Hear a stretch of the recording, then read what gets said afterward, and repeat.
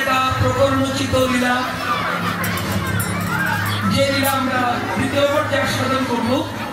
সন্ধ্যা থেকে শুরু হয়েছে অষ্টনায়িকা প্রকরণোচিত লীলা। তো সন্ধ্যাকালীন হয়ে গেছে, এখন প্রদোষকালীন লীলা। আগে থেকেই ভক্ত কমিটি বাবারা সিদ্ধান্ত করে রেখেছেন আমাদের লীলা স্মরণের বিষয় হলো শ্রী শ্রী খণ্ডিতা লীলা মাধুর্য।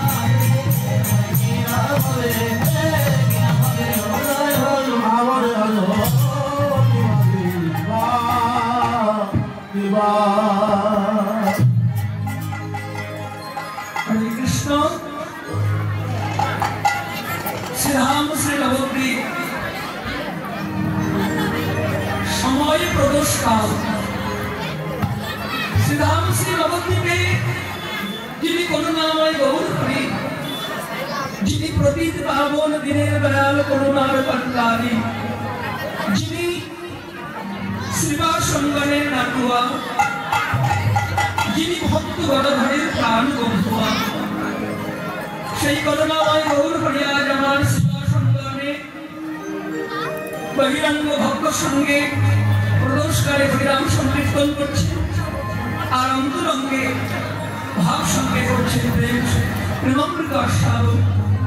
আজ প্রেমামৃত আস্বাদন করতে করতে আমার গৌর হরির অন্তরে সেই পূর্ব রাগবতী বিরোধিনী আমার আহারের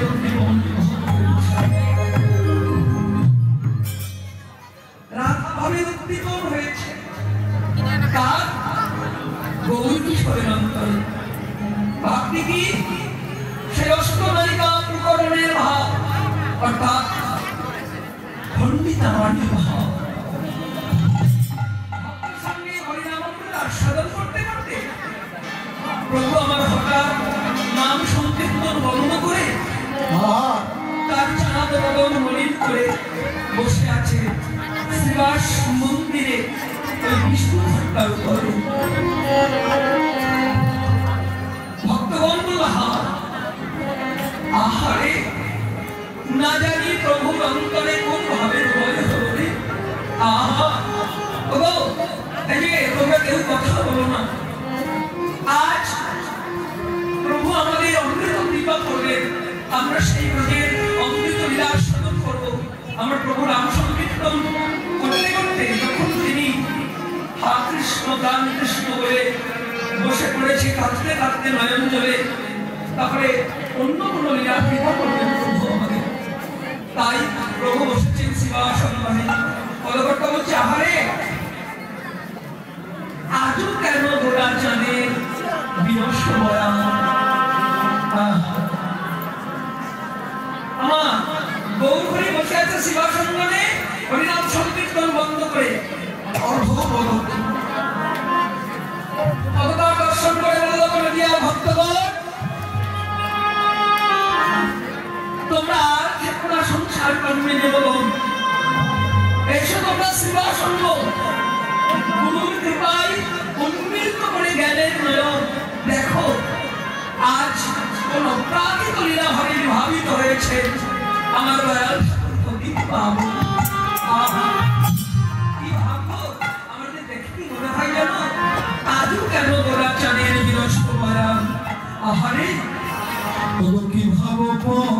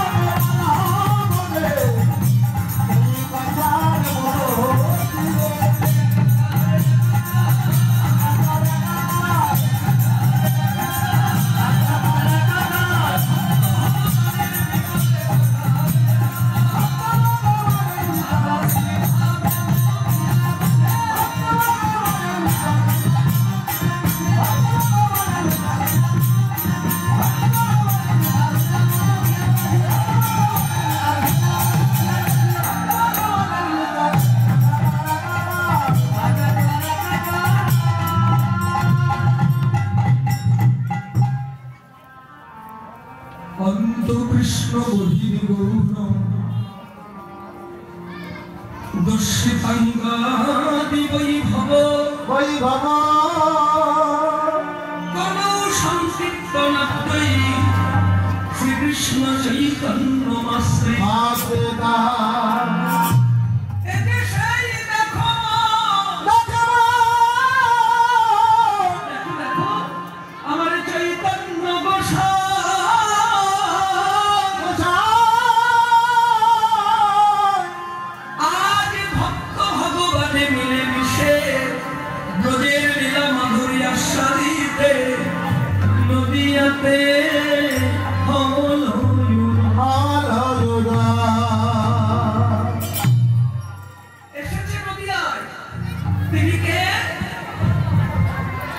বলছে একজনে নয় দুজনে ভক্ত ভগবানের মিলিত বিগ্রহ আমার গৌরমূরতি কৃষ্ণ বহির্ভ মহাজন বলছে তার অন্তরে কৃষ্ণ মূলতি বাহিরে রাধা ভাব কান্তি। আহা কেন বললো দুজন একজনে কেন সেই রাধারানীর অপ্রাকৃত ভজনের অধিধান দেওয়ার জন্য কেন আপনি আপনাকে আস্বাদন করবার জন্য কেন অপ্রাকৃত নাম প্রেম দিয়ে এই কলির ঘুমন্ত আনন্দ সরফলা জীবকে কৃত করবার জন্য কেন তিনি কেঁদে জগৎকে কাঁদাবেন বলে তিনি নিজে নাম করে জগৎকে নাম দিয়ে উদ্ধার করবেন বলে এসেছে ভক্ত ভগবান মিলিত হয়ে নবদ্বীপে।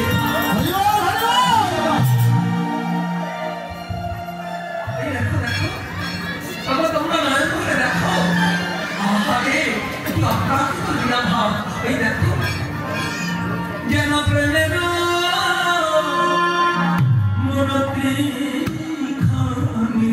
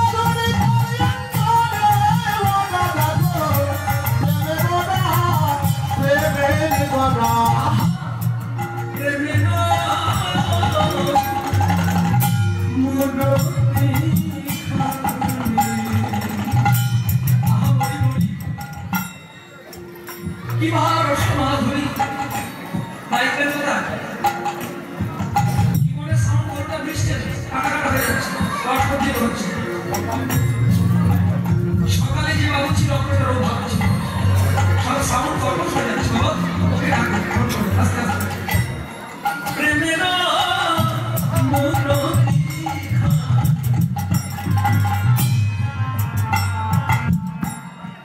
হরে কৃষ্ণ জয় ভক্ত মন্ডলী মানে পাকাপাকি করো না দেখো ওকে ডাকবে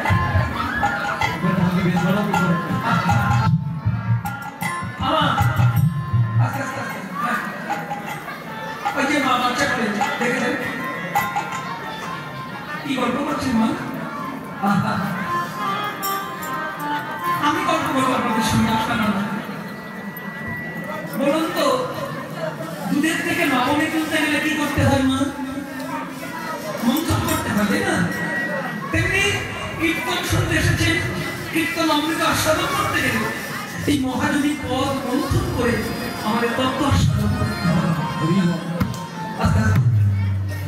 মহাপ্রভুর বর্তমান ভাব শ্রীবাসনগরে দর্শন করে পদকর্তা বলছে, আমার দেখে কি মনে হয় জানো, এটা আমার গৌর মূরতি নয়, যেন পীড়িতির মূরতি। ভালো ভালো, এটা নাকি নাকি হয়ে যাচ্ছে, মনে হচ্ছে সর্দি হয়েছে। ওখানে ভালো এটা বেশ বলো তো। হরে কৃষ্ণ, হরি বল, আর একটু রিভাব কমা। ওই দিকে ডবল হয়ে যাচ্ছে, ছোট্ট করে রিভাব। কান রাখতে হবে, মাইক বলতে কোনটা কম হচ্ছে কোনটা বেশি হচ্ছে বসে থাকবে। আমার গৌর হরি খুব সুন্দর, একটু আমাকে কৃপা করে চরণে রাখুন। আর কীর্তন বুঝে কীর্তন আস্বাদন চরণ সবার কোনো দেখে করতে হবে। বলছে প্রেমের মূরতি, আহা পীড়িতির মূরতি, কি বলছে? পীড়িতির মূরতি খালি রসে তরত। কে? সে হলো নবদ্বীপে আমার গৌর সুন্দর। কে বলছে কথাটি? বিরাদর্শনকারী পদতা কি বলছে? মহাপ্রভুদের কি বলছে? পীড়িতির মূরতি। পীড়িতির মূরতি মানে কি? খুব সুন্দর তত্ত্বটি শুনুন। মূরতি মানে মূর্তি, এটা আমি সবাই জানি, তাহলে পীড়িতি মানে কি? একটু অবাক কষ্ট দেখবে, কষ্ট দেখে পীড়িতি, পীড়িতি মানে কি? আমরা জানি বাংলা অভিধানে দুটি শব্দ আছে, পাশাপাশি সমতার্থ। এটা নষ্ট হয়ে গেছে, আগে ভালো ছিল। পয়রশ্রী, হ্যালো হ্যালো হ্যালো হ্যালো, আগে তো ভালো, যেটা হচ্ছে একটু আগে ভালো হচ্ছে, কেন পারে না?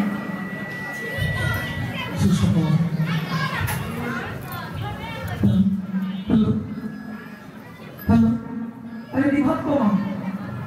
হ্যালো, হরে কৃষ্ণ, হরি বল, একটু টন কমা, টন। হ্যালো, হরে কৃষ্ণ, একটু বিট কমাও। হ্যালো, হরে কৃষ্ণ, জনাবি, হরি বল, হরে কৃষ্ণ, এইবার একটু হালকা টন। হরি বল, থাক। কোনটা বড় বড় বারবার লাগে, ভালো করে জানতে হবে বাবা।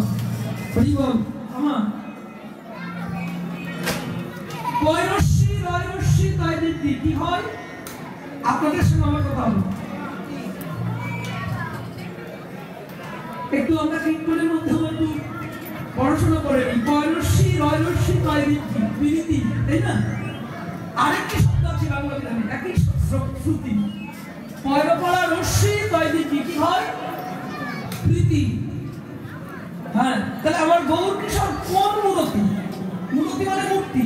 তা আজকে তিনি শিবাসঙ্গনে কোন মূরতি ধরেছেন?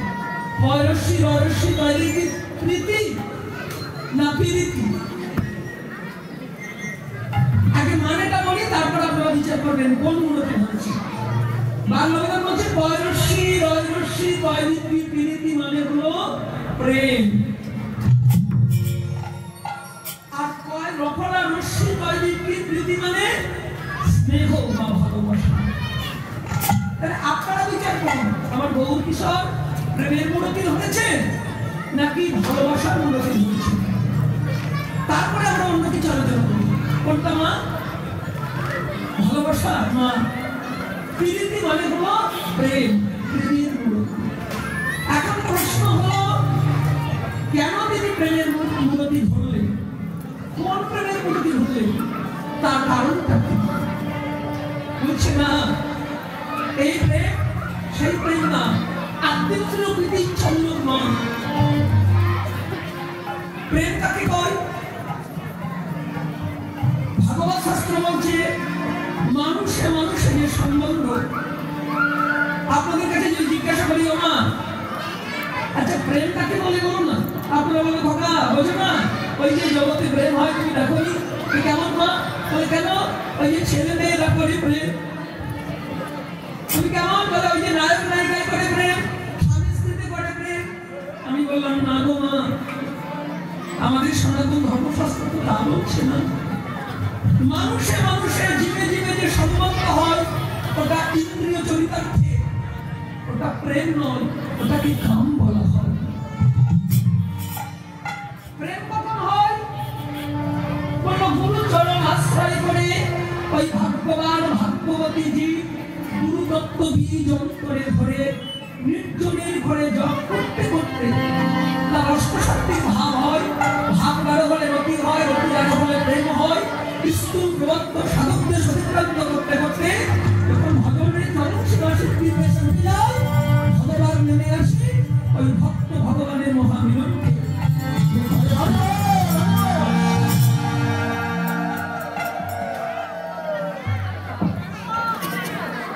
প্রেম মানুষে মানুষের সম্বন্ধ, প্রেম নয়। চরিতার্থ কি বলছে? আস্তে আস্তে আমার একটু কথা কম বলুন, আস্তে।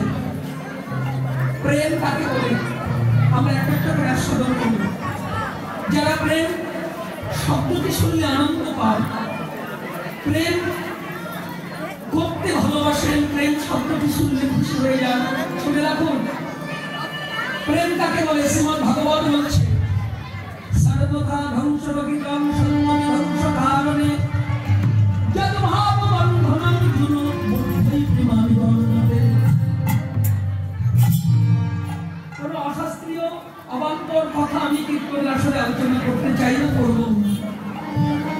যেটা শুনলে মানুষের চেতনা জাগে, যে শাস্ত্র কথা শুনলে ভজনের পথে মানুষ আসে, আসল তত্ত্বটা জানা যায়, সেটাই কীর্তন গাওয়া উচিত আমার মনে হয়। প্রকৃত কৃষ্ণ প্রেম কি? শাস্ত্র বলছে এই যে প্রমাণ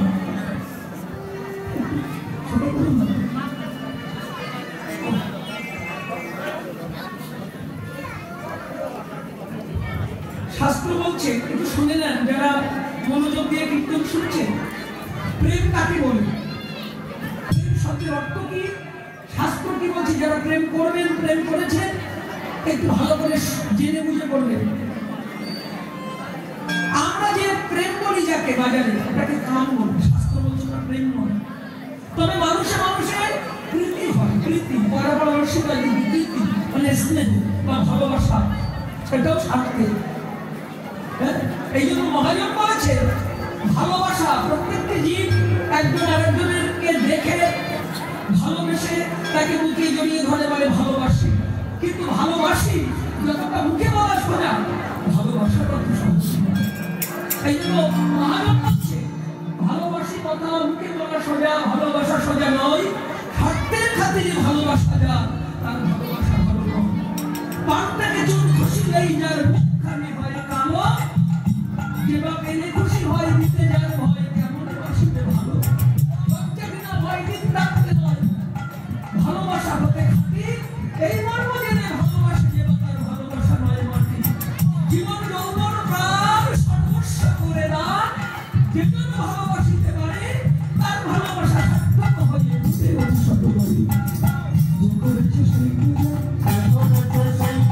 ভালোবাসা যে করেছে সেই পূজা, করেছে সেই পূজা, করেছে সেই পূজা, করেছে সেই পূজা।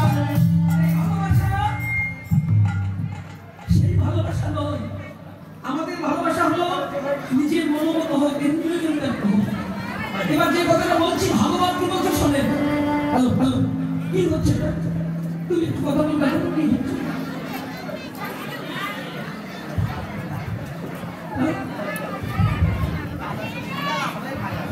বুঝতে পারছি বাবা, কিন্তু আমি নিজের কথাটা নিজে বুঝতে পারছি না। এই যে হু হু করতে থাকো, এই যে দেখো কি করছি, আমি তো করছি না। আমি কি করবো? ঠিক করলাম। হরে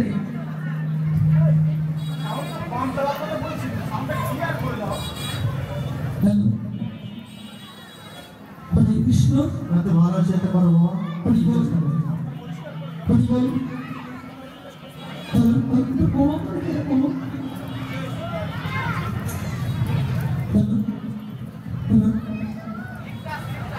লিপটা বুঝতে পারছি হোম হোম করছে এটা ঠিক করো আচ্ছা হাই দিতে হবে না তুমি ঠিক করে দাও তো আমি এটা মুখে লাগিয়ে দেবো ঠিক করে হ্যালো হ্যালো তবু তো হচ্ছে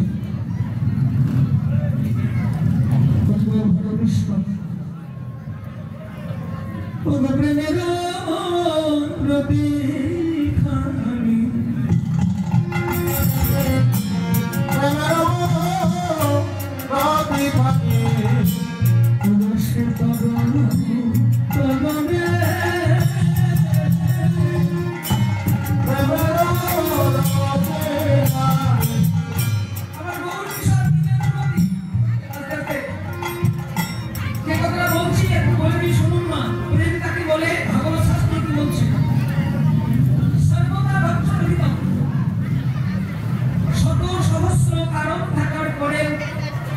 যে ভাববন্ধন কোনো ক্রমে ছিন্ন নাহি হয় শত সহস্র জ্বালা যন্ত্রণা কারণ থাকার পরে এমনকি নিজের মৃত্যু এসে যায় তবুও যাকে ভালোবাসি তার ভালোবাসার প্রতি এক বিরাট প্রকৃতির হ্রাস নয় তাকেই প্রকৃত কৃষ্ণ প্রেম কর চৈতন্য চৈতামৃতে কবিরাজ গোস্বামীপাদ বলছে প্রেম কাকে বলে লক্ষ্যে বিপদে মোর বিপদে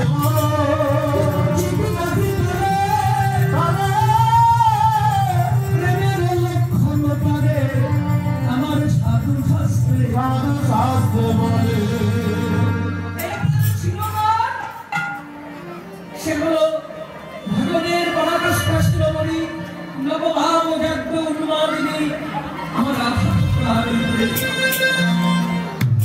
যে প্রেমের ভজনের প্রতিদান দিতে না পেরে ভগবান আচার খেয়ে পড়েছিল রাধারানীর চরণে রাধে গো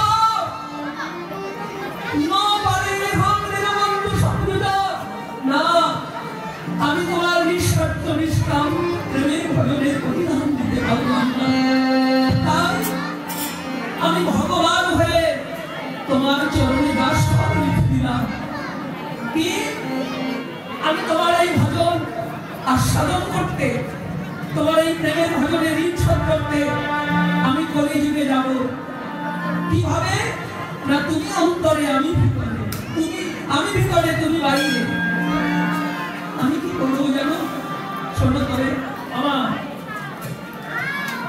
তারপর যুগে রাধাকৃষ্ণ লীলা কি অমৃত শুনে না দাপর যুগ শেষ হয়ে যাচ্ছে ওদিকে বৃন্দাবনে কৃষ্ণ লীলাকে রাধারানী খাচ্ছে আর কৃষ্ণচন্দ্র সেই দ্বারকা ঐশ্বর্যে লীলা করছে কিন্তু যখন দাপর যুগ শেষ কলিযুগ আসছে ভগবান কৃষ্ণের মাথায় চিন্তা এসেছে আমি তো এই জন্মে রাধারানীকে কথা দিয়েছিলাম তার ভজন বিচ্ছেদ করবো যদি নিঃস্বার্থ নিষ্কাম ভাবে আমার সব শুনেছে কিন্তু আমি যে তার বাসনা পূর্ণ করতে পারলাম না কি করবো ঋণের বলে মাথায় নিয়ে আমি কোথায় যাবো কেমন করে রাধারানী নিষ্কাম ভেবে ভজন শোধ করবো যেখানে যাই তার পায়ে জড়িয়ে ধরে বলে ওগো তোমরা কেমন বলতে পারো আমি কেমন করে রাধারানীর নিষ্কাম ভেবে ভজনের প্রতিদান দেব চারিদিকে পাগল হয়ে ছুটছে কেউ বলতে পারে না ছুটতে ছুটতে ভগবান কোথায় গেলে ভারতবর্ষের নৈমি সরণ্যে অরণ্য মানে বন মানে গভীর জঙ্গল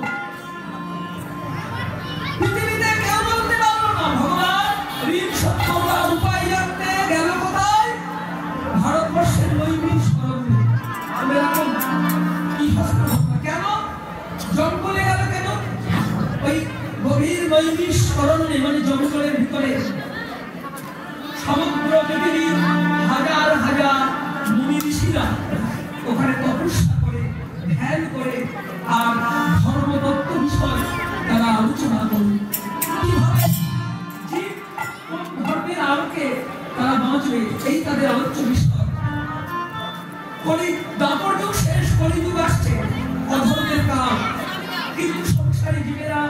এই ধর্ম নিয়ে তারা সংসারে থাকবে, কিভাবে তারা সঠিক পথে চলবে, এই আলোচনায় মত হাজার হাজার মনীষীরা। আর এবং ভগবান কৃষ্ণ ছুটতে ছুটতে নৈমিষ সরপুরে ওই মনীষীদের চরণে নিয়ে আসার করে বললেন,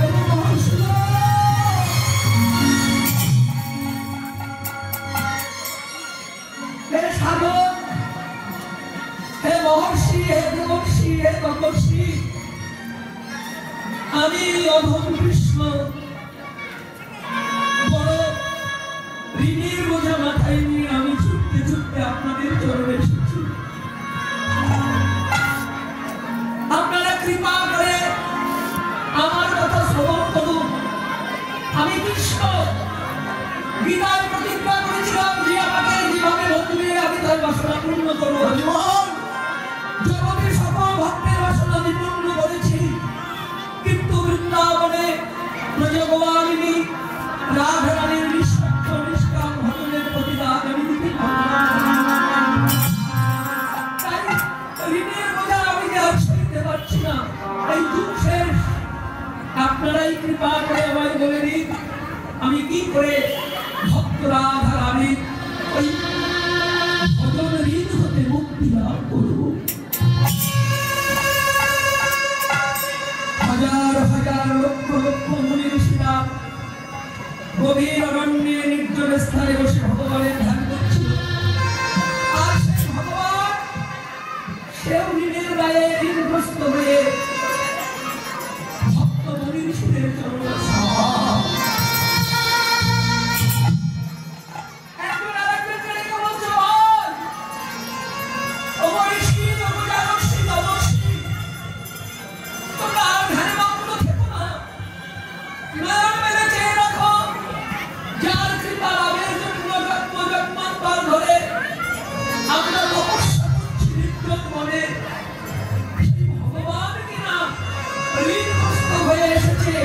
মুক্তি লাভের জন্য।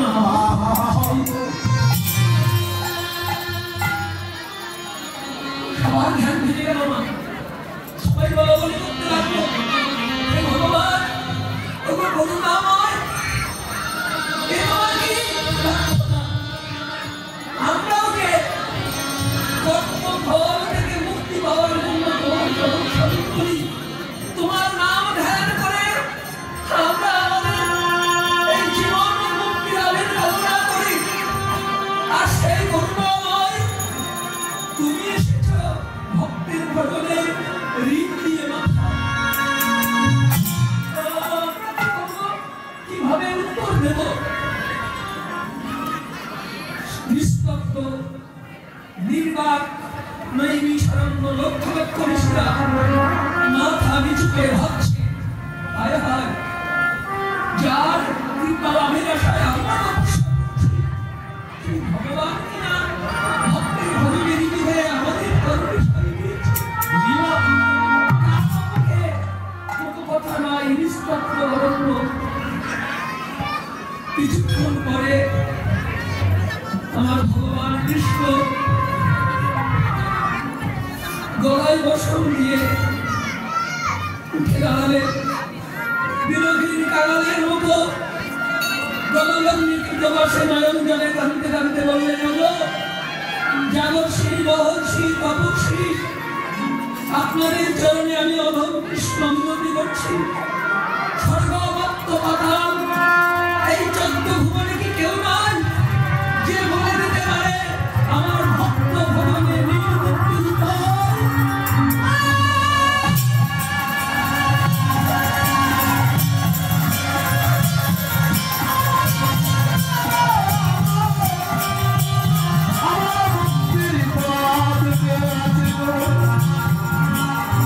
Bye.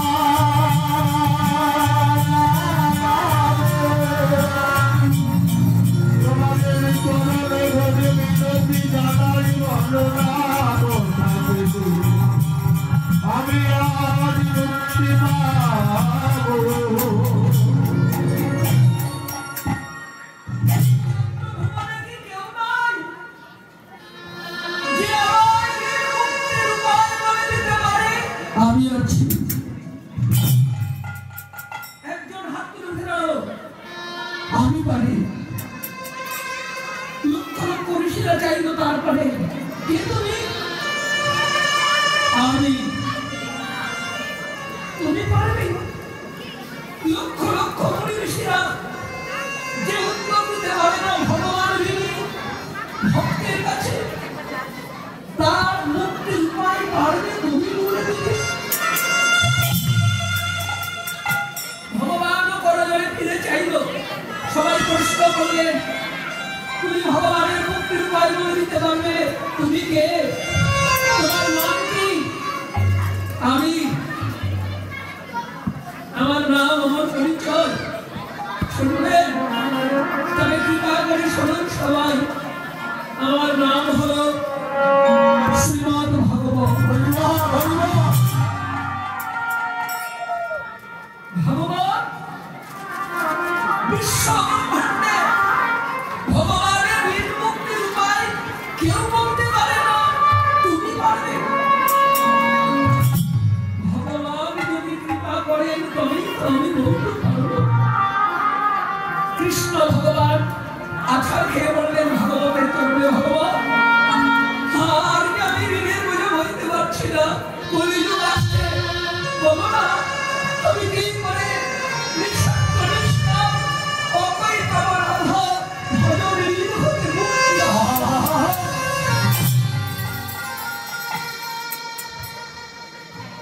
ভগবান বললেন, ভগবান আপনি কি ভক্ত রাধারানী ঋণ শোধ করতে চান?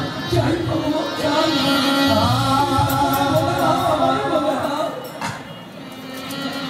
ভগবান বলছি শুনুন ভগবান, আপনি তো ভগবান, ভক্তের ঋণ যদি শোধ করতে চান আপনি ভগবান হয়ে ওই যে সিংহাসন ভগবত আসনে বসে আছে, ভক্তের ঋণ শোধ করতে গেলে ওই ভগবত আসন ছেড়ে আপনাকে নামতে হবে।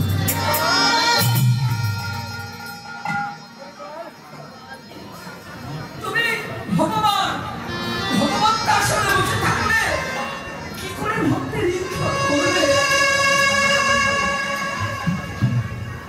ভগবান চরণ ধরে বললেন, ভগবত লক্ষ লক্ষ ঋষিরা তাদেরকে সাক্ষী রেখে আমি প্রতিজ্ঞা করলাম আমি ভগবত আসন থেকে এই নামলাম। ভগবান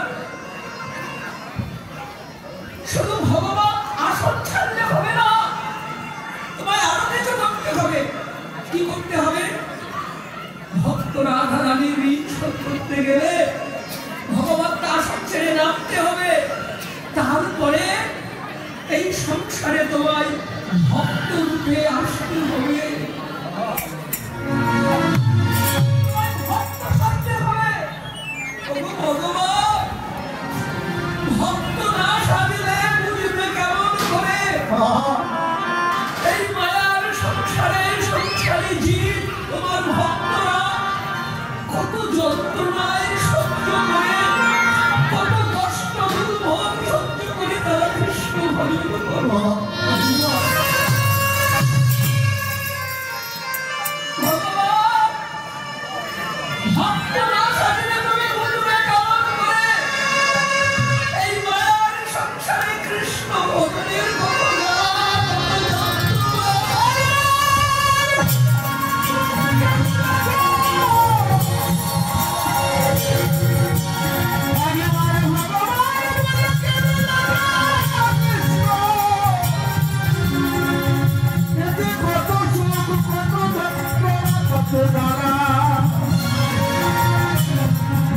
যারা তোমার নামের নামে ভাসে তারা তো ছড়ায় আজ জানে না কৃষ্ণ। একেবারে তুমি ভক্ত সেরে দেখো কত আছে আর কত জ্বালা আছে।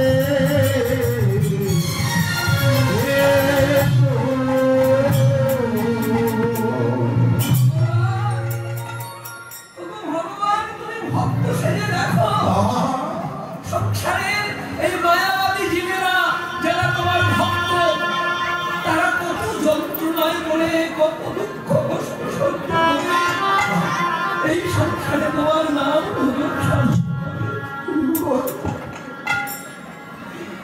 ভগবান বললেন, ভগবান আমি কথা দিলাম এই জন্মের পরে আমি ভক্ত সেজে আসবো এই সংসারে ভক্তের দ্বারে। তবে কিভাবে রাধারানীর ভজন দিন শোধ হবে আমায় বলে দাও। ভগবান বললেন, ভগবান আসন ত্যাগ করে আপনাকে ভক্ত সাজতে হবে সংসারে। তাই করবো, শুধু তাই করতে হবে না, তোমায় আরো কিছু করতে হবে। কি করতে হবে? তোমার ভক্ত সেজে সংসারে আসতে হবে। শুধু ভক্ত সাজিলে হবে না, তোমায় দিন ভিখারি শুধু ভিখারি সাজিলে হবে না, তোমায় দিন কাঙাল সাজিতে হবে।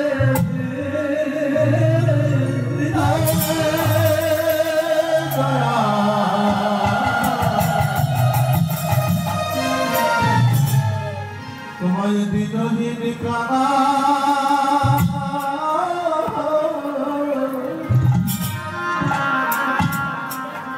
পাগল সাজিতে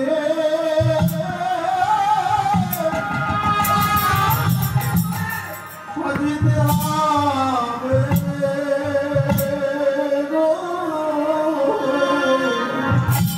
তোমার ভক্তের চরণ ধুলায় গণগণি দিতে হবে।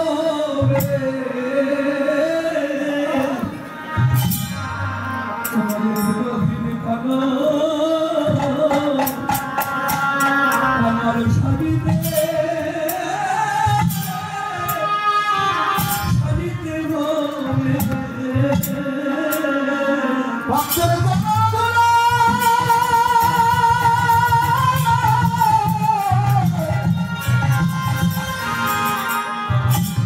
সাধু গুরু ভক্তের চরণ গড়াগড়ি দিতে হবে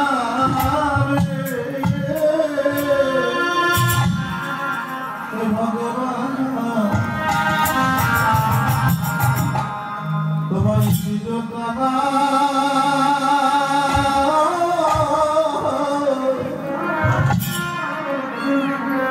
চিরকাল সাজিতে সাজিতে হবে গো। তোমার নয়ন জলে কাঁদিতে হবে। আমার নয়ন জলে সাজিতে হবে। তোমার নয়ন জলে কাঁদিতে হবে। আমার ভক্ত প্রেমা পরমে নয়ন জলে সাজিতে হবে।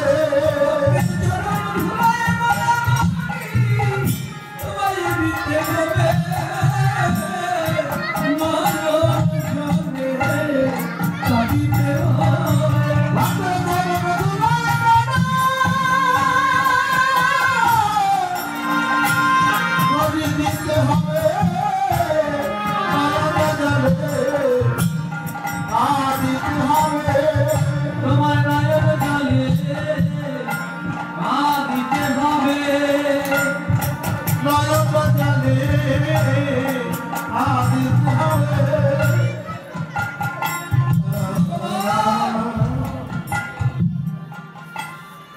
আমি কথা দিলাম লক্ষ লক্ষ মুনি ঋষি সকল ভক্তকে সম্মুখে রেখে আমি কৃষ্ণ অধম কথা দিলাম। আমি রাধারানীর নিঃস্বার্থ নিষ্কাম ভজনের প্রতিদান দিতে পারিনি। তাই আমি প্রতিজাত সাধুবান আমি আমার জন্ম নেব কোথায়? রাধা ভাব কান্তি অঙ্গে ধরে আমি কাঙাল হয়ে ভিখারি হয়ে আমি পতিত হয়ে জন্ম কলিযুগের মাঝে নবদ্বীপে গঙ্গার তীরে আমি নিজে জন্ম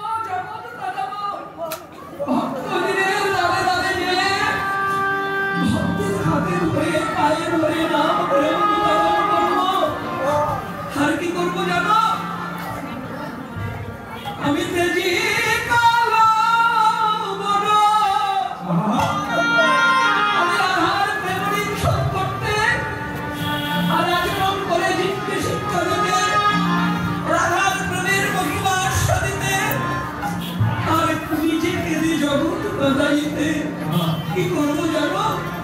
তেজি কালো বাবা করিব ধরিব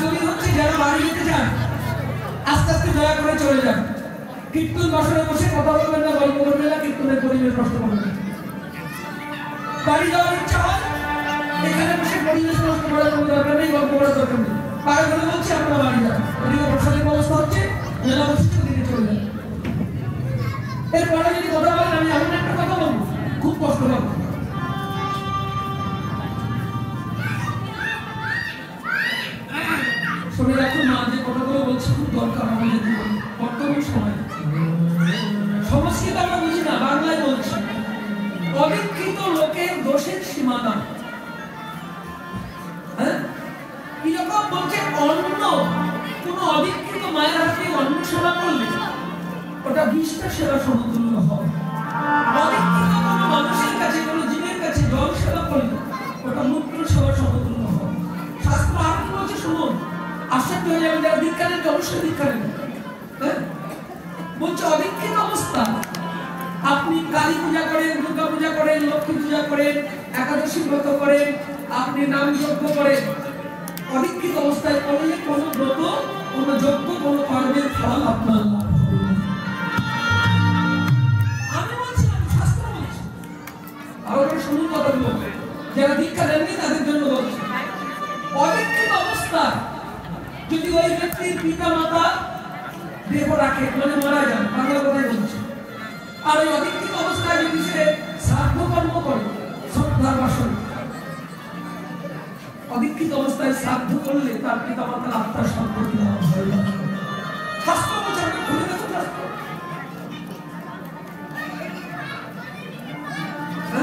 এই জন্য যারা ব্রাহ্মণ, মানে যারা পুরোহিত করে, যারা তারা পুরোহিত, শ্রাদ্ধ বাসনে এসে আগে জিজ্ঞাসা করে, বাবা কি মা তোমার মন্ত্র দীক্ষা হয়েছে? যদি বলে না, তাড়াতাড়ি কাছে রেখে হরে কৃষ্ণ মন্ত্র না আগে দিয়ে পুরোহিত জানে। এবার যে কথাটা বলছি, মা একাদশী করেন আর যজ্ঞব্রত করেন, পিতামাতার শ্রাদ্ধ তর্পণ করলে তার পিতামাতার আত্মার সম্পত্তি লাভ হয় না। যারা দীক্ষা নেননি তারা দীক্ষা নেন, আর যারা দীক্ষা নিয়েছেন তাদের চরণে শুধু একটাই প্রার্থনা, দিনটা 24 ঘন্টার ভিতরে অন্তত একবার হলেও ওই গুরুতত্ত্ব বীজ মন্ত্র সবার সময় হলেও সারাদিন কাজ থাক, আপনি যখন শুয়ে পড়বেন ঘুমাবেন, শুনেই তো ঘুম আসবে না, বিছানায় শুয়ে পড়লে ঘুম আসবে না, বিছানায় শুয়ে একবার হলেও ওই গুরুতত্ত্ব কৃপা বীজ একটু মনে মনে হলেও জপ করবেন। কারণ 24 ঘন্টার ভিতরে একবার ওই দীক্ষা মন্ত্র জপ না করলে নেওয়া আর না নেওয়া একই সমান হবে। এইবার আপনাদের প্রশ্ন হবে, কীর্তন গাইতে গাইতে কেন দীক্ষার কথা বলছি? এই যে মহাপ্রভু ভাব, পদকার বলছে ছল ছল নয়ন পবন সুবিলাস পবন ভাব করত পরকাশ। এই ভাব দর্শন করে পদকার বলছে অষ্টসাত্ত্বিক ভাব। যারা দীক্ষা নিয়েছে প্রত্যেকের এই ভাব যদি না হয় লাভ, তাহলে দীক্ষা নিয়ে লোক দেখানো সাধন ভজন করার কোনো প্রয়োজন হয় না। অষ্টসাত্ত্বিক ভাবটা কি আমি বলছি, একটু মন দিয়ে শুনুন। সে কম্প, অশ্রু, পুলক, রোমাঞ্চ, সরভেদ, বৈবর্ণ, বেপুর, এগুলো আপনারা তাড়াতাড়ি সহজে বুঝবেন। আমি সহজ করে আরো বাংলায় বলবো, একবারে খুব ঠান্ডা মাথায় শুনুন। আপনারা তো দীক্ষা মন্ত্র নিয়েছেন না? আস্তে আস্তে সময় হলে কাজের অবসরে একটু জপ করেন তো? করেন তো বাবা? করেন না? করেন। আচ্ছা, দরকার নেই, যারা দীক্ষা নেননি তারা হরে কৃষ্ণ নাম জপ করুন। আমার কথাটা একটু মিলিয়ে নেবেন। ধরুন নির্জনে বসে বসে, খুব নির্জন স্থানে বসে বসে নাম জপ করছে, কেউ নাই, কিংবা আপনার নাম জপ করছে, ঠাকুরের সামনে বসে হোক, ঘরের কোণে বসে হোক, জপ করছে। জপ করতে করতে হঠাৎ আপনার শরীরটা ঝাঁকুনি দিয়ে ওঠে, কিংবা আপনার শরীরের লোমকূপগুলো একটু খারাপ হয়ে যায়। আমি বাংলায় বলছি, এবার বোঝানোর জন্য বলছি। আপনার শরীরটা ঝাঁকুনি দিয়ে ওঠে, শরীর স্তম্ভিত হয়, পুলকিত হয়, লোমকূপগুলো আপনার যদি শিহরিত হয়, চোখে যদি জল এসে যায়, কর্ণে যদি কোপ শোনা যায়, ভাববেন যে নাম করা আপনার সঠিক হচ্ছে। এই ভাবগুলোকে অষ্টসাত্ত্বিক ভাব বলে মানুষ। গুরু ভজন দিলে শুধু হবে না, দীক্ষা দিলে হবে না, শুধু লোক দেখালো জপ করলে হবে না। আমার ধৃষ্টতা মার্জন করেন, আগে ক্ষমা চেয়ে নিচ্ছি। আমার মতো কিছু মা আছে, মা বললাম এই কারণে লোক ঠকানো ব্যবসা করে, এরকম চৈতন্য তিলক সাধু বেশ করে, আর সামনে গলায় একটা মালা ঝুলিয়ে দিয়ে ছুটে বেড়ায়, কিনা আমি জপ করছি। এটা কখনো জপ করে না। আপনার ভজন কথা না কহিবে যথা তথা, ভজন সবসময় গোপন। যে যত গোপনে রেখে ভজন করতে পারবে, সে তত তাড়াতাড়ি ভজনের উদ্দেশ্যে করে উঠতে পারবে। লোক দেখানো সাধু সেজে আর লোক দেখানো ভজন করে জপ করে কোনো লাভ নাই, ওটা কিচ্ছু হয় না।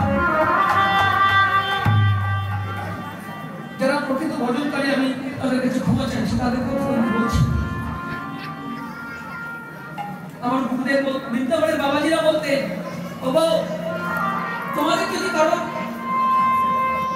করার ইচ্ছা থাকে, তবে দয়া করে নিজে সাধু সেজো না, আর কাউকে সাধুর বেশি সাজিয়ে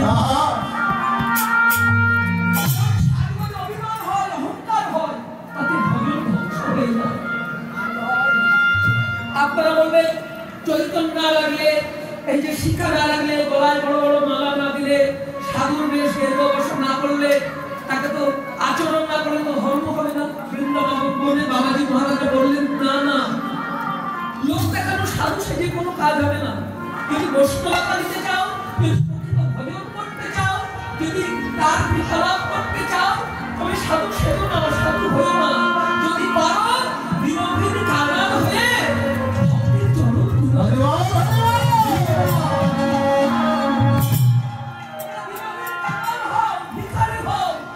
যে আমার মতো অধম জগতে কেউ না। তোকে ভক্ত, তোকে বৈষ্ণব সাধুগণ, তোমরা কৃপা করে মোর মস্তকে দেব করুণা। যে কথাটা বলছি মা, একটু মন দিয়ে শুনবেন। অষ্টসাত্ত্বিক ভাব, এটাই কিন্তু ভজনের মূল জিনিস। ভজন করতে করতে যদি আপনার শরীরের লোমকূপ লোকাকৃত হয়, স্তম্ভিত হয়, শরীর রোমাঞ্চিত হয়, কম্পিত হয়, নয়নে জল আসে, কণ্ঠস্বর হয়ে যায়, তাহলে ভাববেন নিশ্চিত ওই ভজনের নামের অহিত কি শক্তির কৃপা আপনার প্রতি প্রকাশিত হচ্ছে।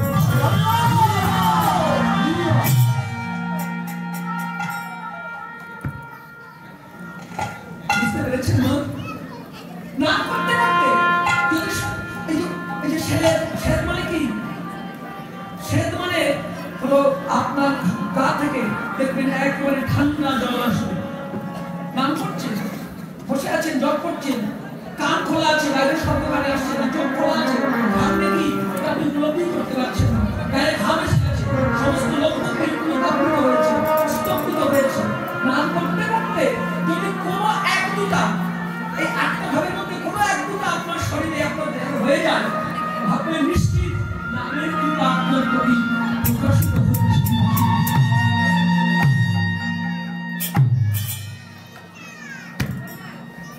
মহাপ্রভু কেন এই লীলাগুলো করছেন শিবাসন করে? কেন? কৃষ্ণ ভজনটা কি সেটা নিজে আচরণ করে ভক্ত জগৎকে শিক্ষা দিচ্ছেন। কৃষ্ণ প্রেমটা কি তোমরা আমাকে দেখে শিক্ষা দাও। রাধা রাধা বলতে বলতে তিনি যখন বসে আছেন, রাধা কৃপা করো বলে শিবাসন করে বসে আছে, তার চোখ দিয়ে ঝরঝর করে জল পড়ছে, গায়ে ঘাম।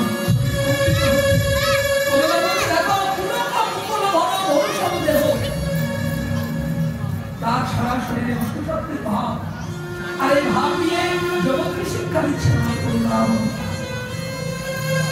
শুধু তাই নয়, আর কি করছে? বাসুদেব ঘোষে বলে আমার গোড়া কেন ভাবে রাজধানী ফিরেছে প্রভু কাহার প্রেম ভাবে।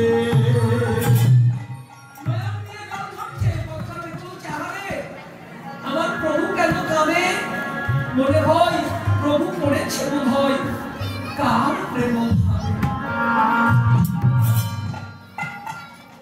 যদি ভক্ত মন্ডলী বাবারা মায়েরা আসুন, আমরা এতক্ষণ নবদ্বীপ লীলা সাধন করলাম। এবার যার যার গুরুচরণ অন্তরে ধরে একটা চক্রী যুগল পত্রের মধ্যে স্থির করে আমরা রাধা নাম গাইতে গাইতে চলে যাই শ্রীরাম বৃন্দাবন।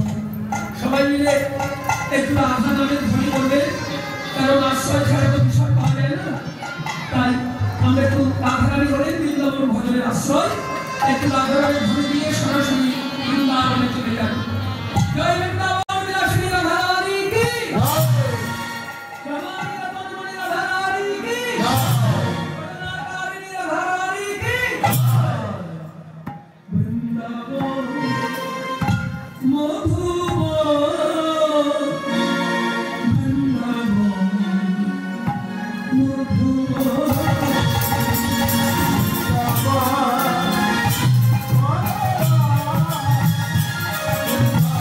Oh